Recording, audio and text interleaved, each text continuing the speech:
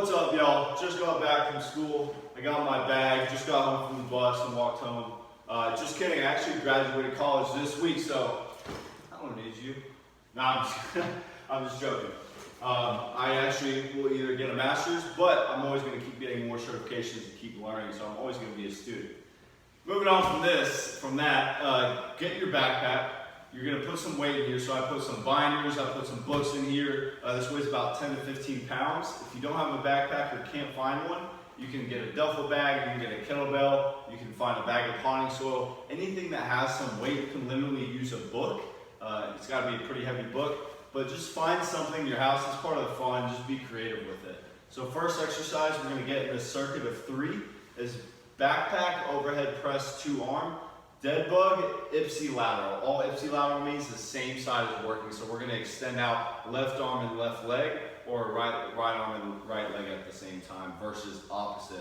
And then we're going to move into reverse crunches, which is lowering. So this is going to be a lot of core stability here and also shoulder strength.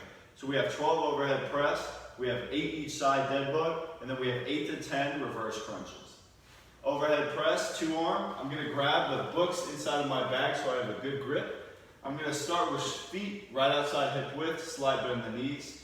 And then as I press, I like to think I'm putting my head through the window of my arms that I'm creating. So notice how my arms just aren't going up because they would be a little bit in front. I want to push my arms back and my head forward at the same time. So that's why I think I create a window, peekaboo through the window.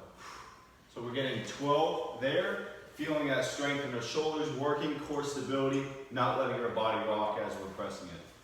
And then we're going to get deadbug, ipsilateral. So lying on our back, deadbug, contralateral would be probably what you've seen where people extend opposite arm, opposite leg. Well, now we're going to go same side, arm and leg, extend out. So I'm really loading this left side of my body right now. And anytime we do a core exercise on the ground, you should know this by now. If this is your first time seeing this, I want to press my belly button into the ground. So pretend if someone was going to put their hand under my back, I would not want them to do that. It'd be like a gate, it'd be like a moat around a drawbridge or something. Something that keeps their hand out. That's the point I'm trying to make.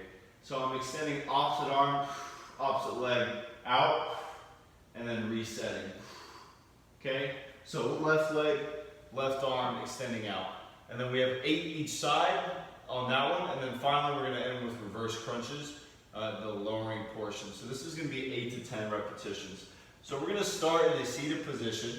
You can start with your hands on your knees. A crunch would be, I mean, we've all seen it. People do stuff like this, even though whenever they do that, they're pulling on their neck. All that aside, we are just doing the opposite of what I just did. So we start up at the tall position or ending position, and we're going to slowly lower, back down, as slow as you can go and as comfortable.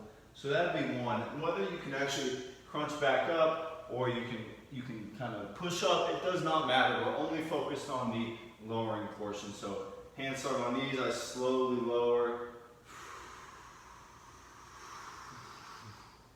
Ooh, I feel that a lot. Obviously, the slower you can go, the slowest you can go is going to make it a little bit more challenging. So challenge yourself on this one.